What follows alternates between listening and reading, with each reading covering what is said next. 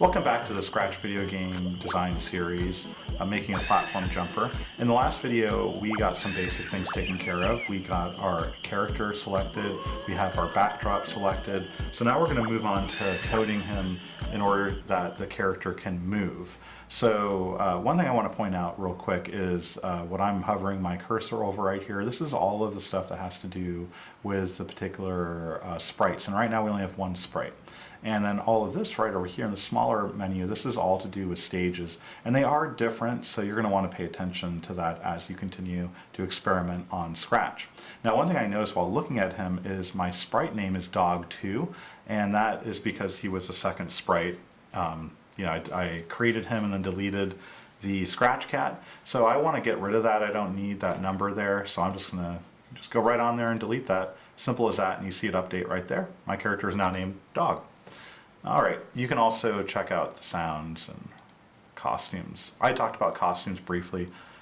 I like this costume. This is one reason why I selected this guy. I think that this could be useful with some game functionality. All right, so let's go ahead and make him move. Now, we're going to start real basic. What's the most simple way to make him move? I can grab this move 10 steps, and I can click on it. You'll see him move a little bit there. Obviously, that's not going to be good enough for us. So we're going to go over to control.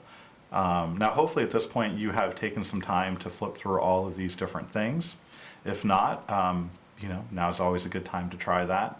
And I'm looking for the green flag. All right, so, well, actually, no, I'm going to say when a particular key on my keyboard is pressed to do something. So I'm going to drag this out, and then I can select the drop down, and I'm going to make it my right arrow. So every time I hit my right arrow, then I will go to the right. So that's a little bit better. And let me show you a really important thing in Scratch, and that is the duplication feature. If you right click a bunch of code, and I'm going to select it from the very top here, and hit duplicate, then it will duplicate it. Now, by the way, if I select it lower, so I right click down here and hit duplicate, I will just duplicate what I selected and everything below it. So that's a really useful thing to know, and you could drop it off over here if you don't want it. So now if I select this as my left arrow, you probably will know what will happen if I hit the left arrow. If you're not sure, if you think my character will move left, I want you to think about that, and let's see what happens. I'm now going to hit my left arrow, and you notice he's still moving to the right. And that's just because it's doing exactly what we told it, right? I hit the left arrow, and then he's moving 10 steps. So you could do something like this. You could do like just a negative number, which is the opposite of a positive number. And now when I hit left, he will start backing up like that. That is probably the easiest way to make your character move left and right, but it's not the best way. We want the character to not back up because, when we're playing our platform jumper, if we move left, we're going to want him to change his direction. We're going to want him to face to the left. So under motion, we can very easily do that. And let's see where it is. It is usually, okay, here we go, right here, point and direction. So it's important that you point in a direction before you start walking somewhere. So this is something I've had a lot of students who will reverse this and say, okay, move steps and then point in a direction. I want you to think about why that's not right. And then you start thinking about, this is what Scratch is all about. These little choices are important. Do you move first and then point in a direction? Probably not. So I'm going to move that right there. And it says point in direction 90, and that's the degree number. So I'm going to click on it, and it has a drop down that gives you a really nice cheat sheet. So, yep, that's the direction I want to go. And now, if I were to grab another one and put it here, let me change that back to a positive number, by the way. Okay, now I can click on this, and if I don't know what degree number I should have, don't worry, you can just move this thing around. Okay, there you go. Now, if I go right, he goes right. If I go left, he flips around like that, which is important because they don't know what your sprite is. Like, your sprite could be anything. Maybe you want it to flip around and maybe you don't. In this case, clearly this is not what we want. That's just weird. So what we can do to fix this we can go ahead and we can set rotation style. So this can be set up in a number of ways. It can be don't rotate, left and right, and all around. Right now, it's automatically defaulting to all around. So we want to go ahead and change it to left, right. And we'll do that for both of them. And you'll notice again, I'm just putting it right under there. So when I hit the left or right arrow, one of the first things it does is it knows its rotation style, it knows what direction it should be going in, and only then does it move. So even though these things seem to happen all at once, it's important that you get them with the right order. Okay, so now I'm going right, now I'm going left, and that's pretty good.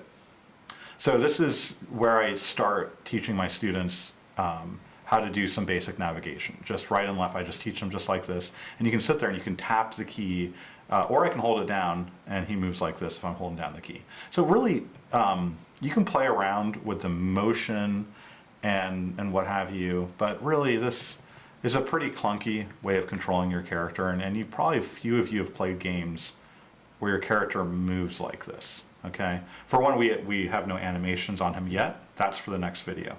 So let's go ahead and improve this. So one of the issues is that there's no forever loop here. We're just doing things one at a time. Every time we click the arrow, it does this and then it stops. And we would like that to improve that. So let's redo this. Now, one bit of advice that you're going to find in all languages of computer code is never delete your code. Maybe you're going to be able to reuse it. So we want to change our navigation, but we don't want to get rid of this. So we're going to disconnect it. And then this way, it's not doing anything in our game, but we still have the code, right? So this is how you disable code. You can disconnect from these blocks, or you can disconnect from the green flags in the same manner, and it will disable that code. So what we want to do this time is use a green flag, actually. And remember, I said the problem is that we're not doing things forever. We need to create a loop. So now we can have a loop in here, but we need a condition. This one doesn't have a condition, so let's take that off. How about if something happens?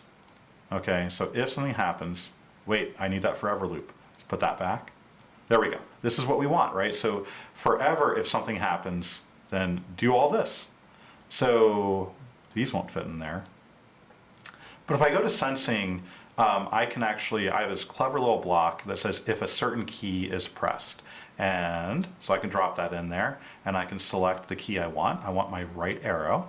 And then, hey, look at that. I didn't delete my code, and I can reuse it. I should just be able to take all of this code and throw it right in there, and boom, we're all set. So now let me try to go right, and I'm going to hit the green flag. Sometimes it doesn't compile automatically. And look at how he moves. Now, let's recreate that the other way. So let's make the left arrow. So I'm going to right click, duplicate, drop this down, and now I don't want any of this stuff in there, right? So I can take this stuff out and throw that away.